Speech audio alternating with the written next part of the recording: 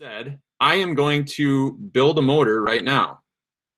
And like I said, I gave you 2 meters of the red wire. I don't want you to use all 2 meters right off the bat. This red wire is going to be used to make a coil. And so what I want to do is I'm going to take, this was 2 meters, I'm going to take about half of it. I'd like to make 2 coils. I could even, you know, divide it into thirds, and each one would be like 66 centimeters. That might be enough, but you know, I've got a whole bunch here, so I'm gonna take half approximately. So like 1 meter, which is about from the middle of my chest out to my arms. So you can be a little more careful. I'm gonna use a regular scissors here. I'm just gonna cut that, and it cuts right in half. So that's nice. Now, I want to make a coil. Now, how big a coil do I want? It's going to be the same width as the battery, or the same diameter as the battery. Now, when I do this, I'm going to leave a tail sticking out. Okay, I don't know if you can see that tail. Kind of the background is weird.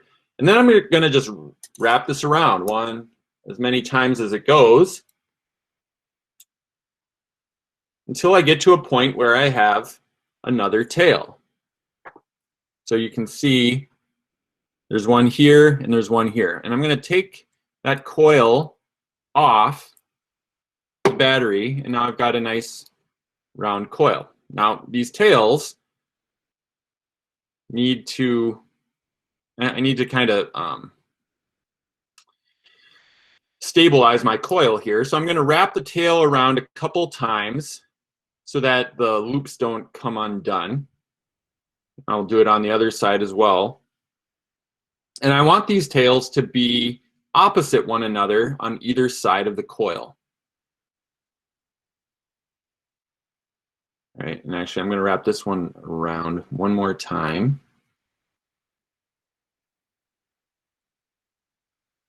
Okay, so this is what my coil now looks like.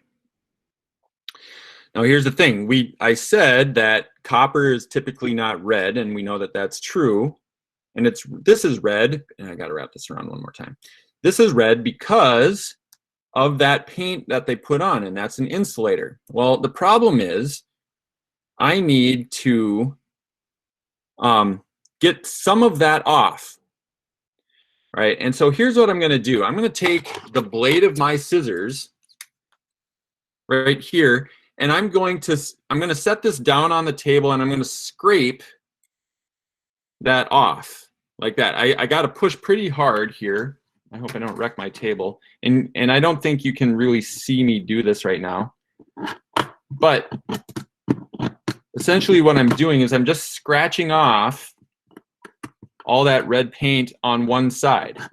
And I'll show you here in just a second.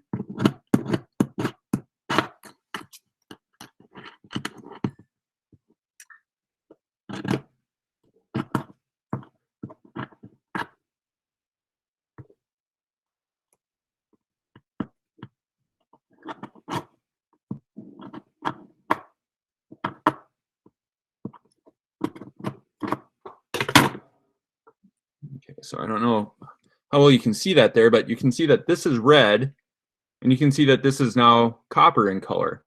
And I tried to get all of it off all the way around. It looks like I did not do a great job on that side, but it might work still. If it doesn't work, I'll go back and rescrape.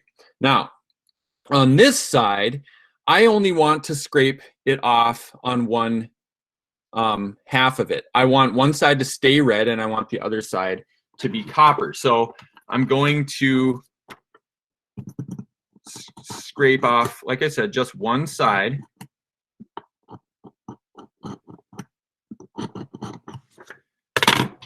Okay, and so now you can look there, you can see copper here, but if I turn it over, it's red on that side, whereas this side is copper all the way around.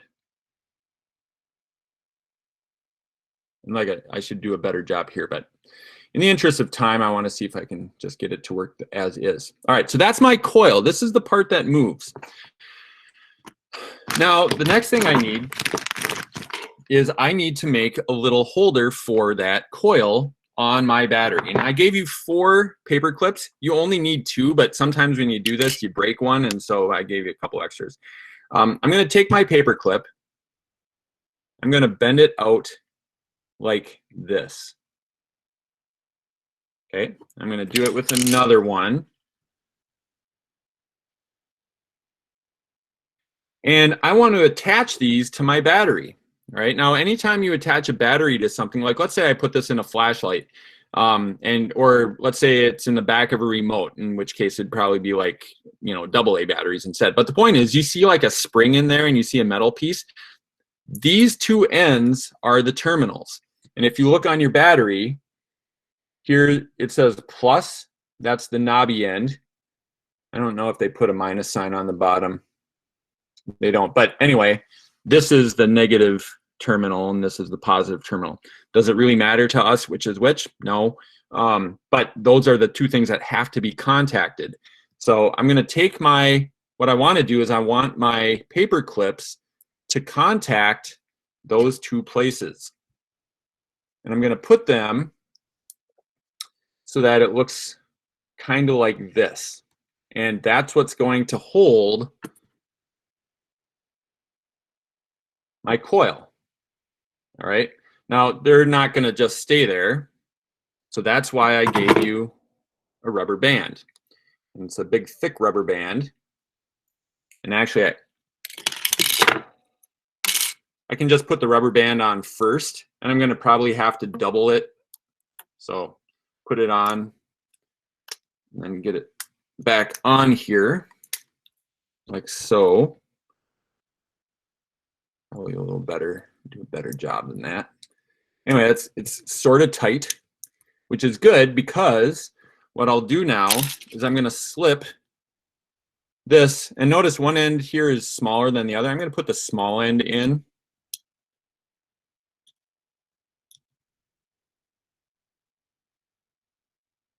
So that's being held there right now. I'm going to do the same thing over on the other side. And so the rubber band is just, that's the thing that's kind of doing the squeezing here. All right, so now if I put my coil in,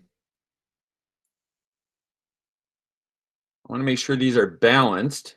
All right, and nothing happens, right? I put the coil in, if I spin it around, it spins around, but that's just because I spun it, not because of it being a motor. The last part you need, the part that makes this all work together, is the magnet. Now, if you go online and look, you can see a lot of different setups for this. You can see some people holding their magnet here, or some people just attach it to the battery. All right. And there we go. All right, that kind of, there we go.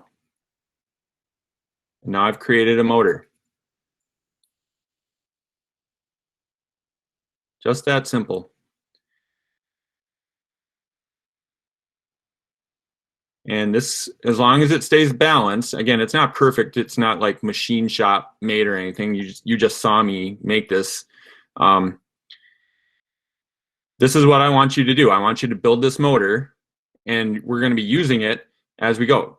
One thing, notice where I'm holding it. Sometimes the rubber band doesn't pull quite as tight, and so you lose some connection at the terminals. So if you squeeze a little bit, that can make sure that they are making contact, and that's providing the juice you need to make it go. Anyway, that is Beakman's motor.